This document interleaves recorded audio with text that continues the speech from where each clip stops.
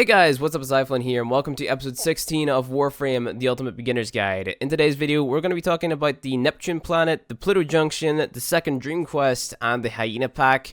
Because the other requirement for the Junction is pretty straightforward, all you have to do is play a spy mission on Neptune and get all free data extractions. Pretty straightforward, at least in my opinion. If you struggle with that then you probably shouldn't be playing Warframe.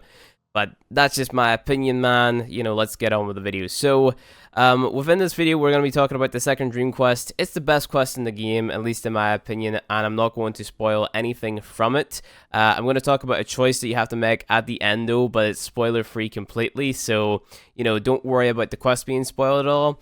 And we're also going to talk about an enemy within it as well, which might actually hold you back.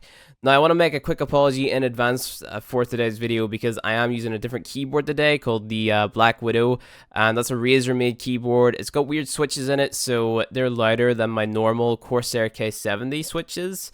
So if you hear my keyboard, there's nothing I can really do about that there. I'm in a different location for recording today. That and the microphone quality might be different, but you know, it's whatever. I'm at my home today, so, you know, usually I record at a studio down in my granny's house, but today I'm up at home, I'm recording it here because there's construction work getting done down at my granny's house, so apologies about that, but there's nothing I can really do right now, otherwise I just have to skip the day with a video, and I don't really want to do that. So, the second Dream Quest. You have to play the quest. It's a great quest. It's the best quest in Warframe that I've ever played, and it's going to completely change your perspective on a lot of games after you play the quest, because for that quest to be delivered by a free-to-play game is kind of insane to me, because it's kind of mind-blowing, the amount of effort and how much of an atmosphere it creates. It's a really cool quest, and I definitely recommend playing it.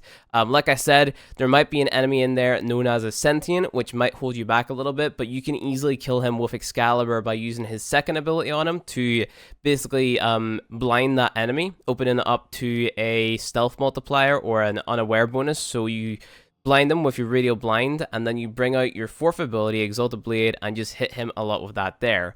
Now, the reason that the Sentient may appear to be very hard to kill at first is because they will become resistant to your damage types, right? So if you're shooting the Sentient with a Heck, which is a high puncture damage weapon, the Sentient is going to become immune to puncture damage, right? So you're going to have to swap to a different weapon or a different elemental type or whatever whenever he becomes resistant or immune to whatever you're shooting him with. So you can either use your Excalibur to blind them and use your Exalted Blade to kill him, because they deal a lot of damage compared or joint with one another, right?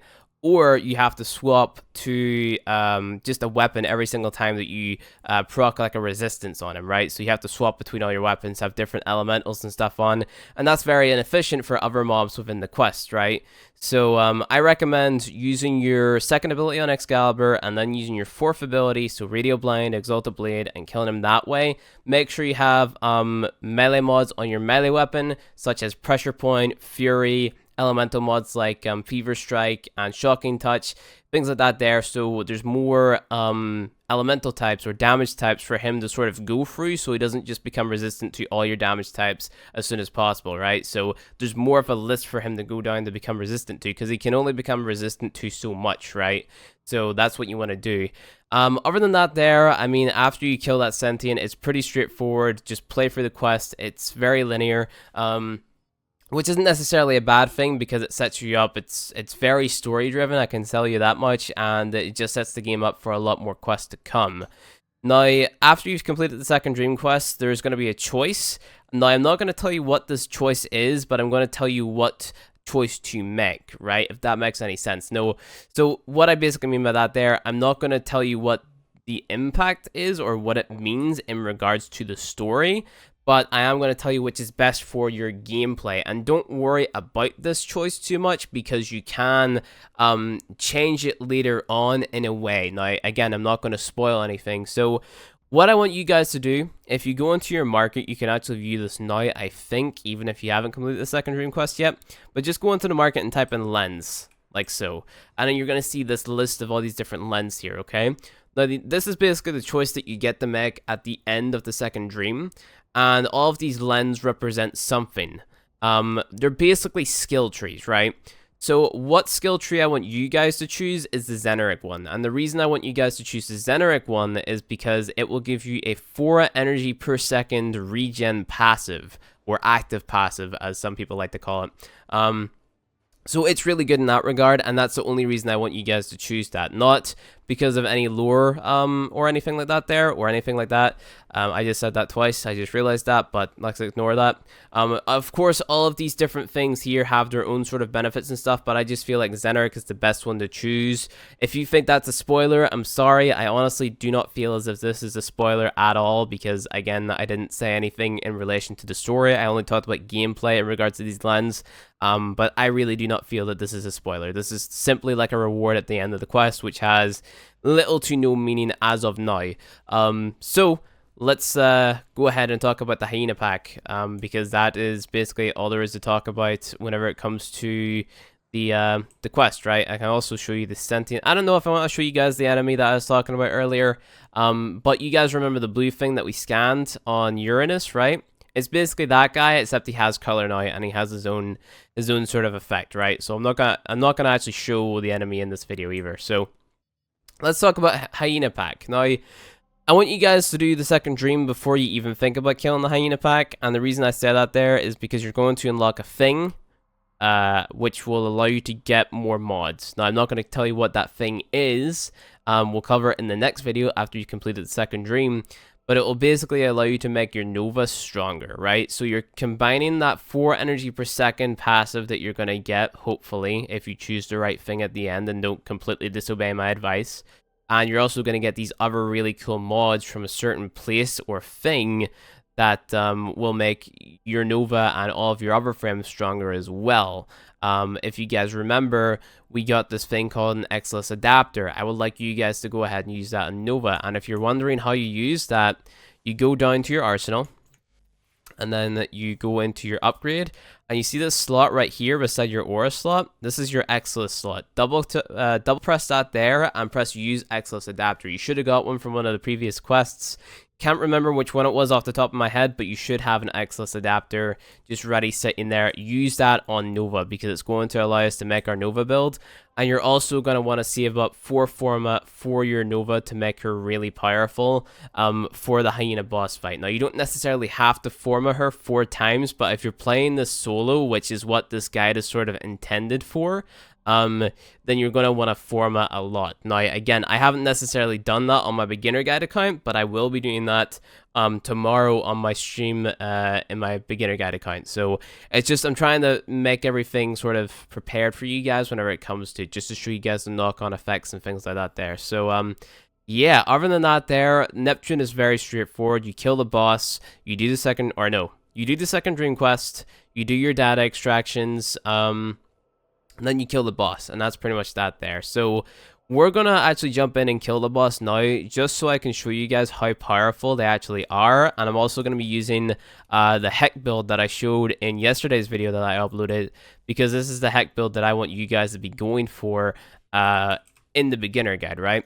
So this is the heck build. We just go ahead and fashion frame it up there. So this is heck build. So we have our point blank here. We have our Hell's Chamber. We have Blaze, which is a nightmare / alert mod. You get that from nightmare missions or alerts. I'm pretty sure this is nightmare or a nightmare mod, but don't quote me on it.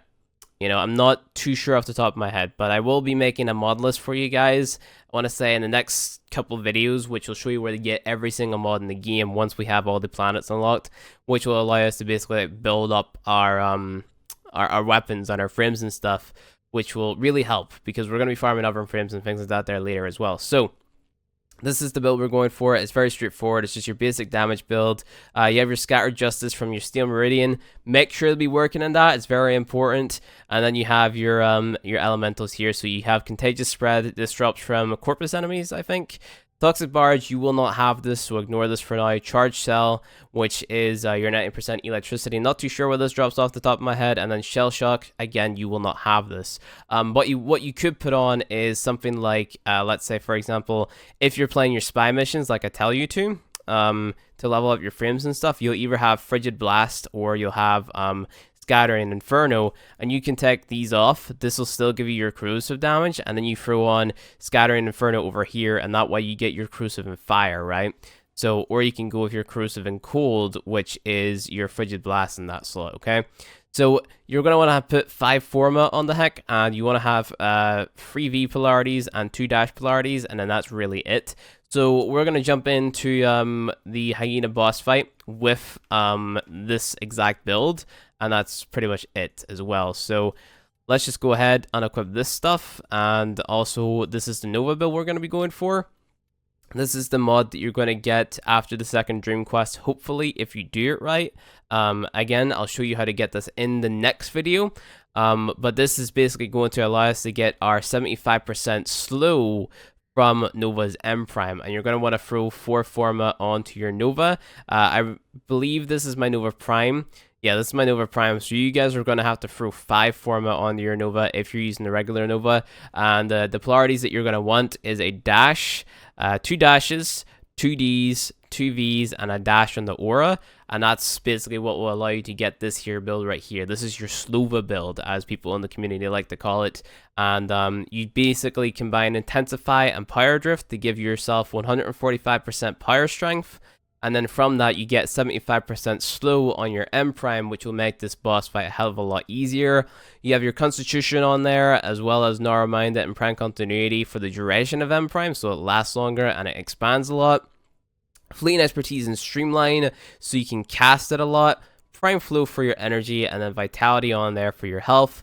I have Corrosive Projection on there, and that will reduce enemies' armor, but for sake of simplicity, this is Energy Siphon, and it will give you power regen, or energy regen. So, yeah, let's go ahead and run the Hyena pack with this exact setup. And again, I apologize if you guys can hear the very clicky keyboard. I will try my best not to, you know, make it super loud, but with how I parkour in this game, it's not really likely because, you know, I just mash all the buttons. It's kind of weird.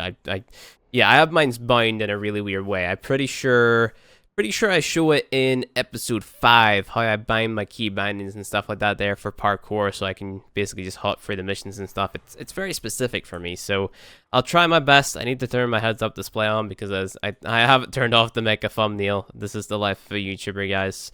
Just go ahead, press confirm. I know I can turn off an option, which will mean that I won't have to do that, but yeah, this should be pretty straightforward. Make sure to invest into your vitality, because vitality is what is going to really make or break you whenever it comes to this boss fight, as well as flow. So just invest into your vitality, invest into your flow, and if you're struggling with endo, I would say go on to an excavation mission on Neptune, and you can get 400 endo on like a lucky extractor, right? So if you do like I want to say, I think it's rotation A, you get endo from rotation A. So that's the first 2 excavators every single time. So I probably maybe haven't taught you guys about rotations yet. So they go on like an AABC rotation. So like let's say you're playing defense, right? Wave 5 is rotation A, wave 10 is rotation A, wave 15 is rotation B, and wave 20 is rotation C. So, you know, the same goes for excavators and stuff in that game of what's it called? Excavation, right? So if you are, let me just kill this boss real quick. So there we go, there's a 1-shot, and there's another 1-shot, and that's the build that you want to be going for. Yeah, so that was pretty straightforward, but that's basically how powerful we're going to be becoming in the guide, really. Yeah, so in excavation, rotation A is the first and second excavator, and then rotation B is the third, rotation C is the fourth, so on and so forth, and that goes across like all game modes. So interception, the first wave is A, so on and so forth. I don't want to cover them all, but you guys probably get the gist of it now. So let's just not die here. I hate it whenever you're hacking a console and there's just a thing snapping away at your health. Super annoying. These little rollerball things are really annoying. They were only added into the game recently. Also, you can break that glass if you shoot that little bar over there. So that's a tip. Just a tip. Let's just go ahead, wormhole over there. Get this done a little bit faster, and we're actually near the end of the mission now. So from this mission, you're gonna get Loki. Loki is a must-have. Make sure to pick up Loki. It's okay if you didn't pick up Equinox in the last planet on Uranus. But Equinox is really good as well, and she's really strong late game and early game. She can basically make it so that you can AFK in a few missions, like let's say for example Io and Jupiter, which is very good for farming Meso relics.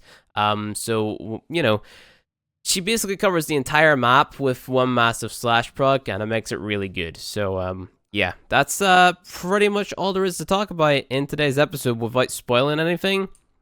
The only thing else that I can really talk about is, I guess, the index. The index is like a gambling place where you can get a shit ton of credits, right?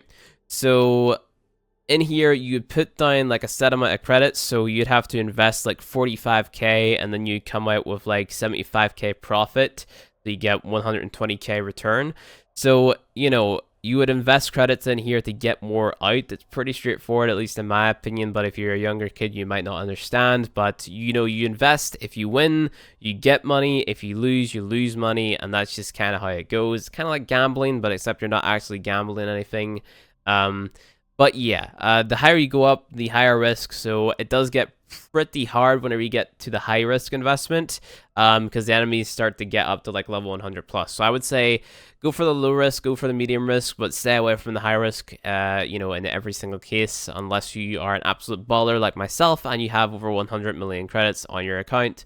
Then yeah, don't do that. That's gambling's bad. Stay in school. Don't do drugs. So yeah, tips and tricks with Flynn, advice and stuff like that there. And the excavation mission is, where would it be at? What's it called? Where's the excavation mission? I can't find it. There you go.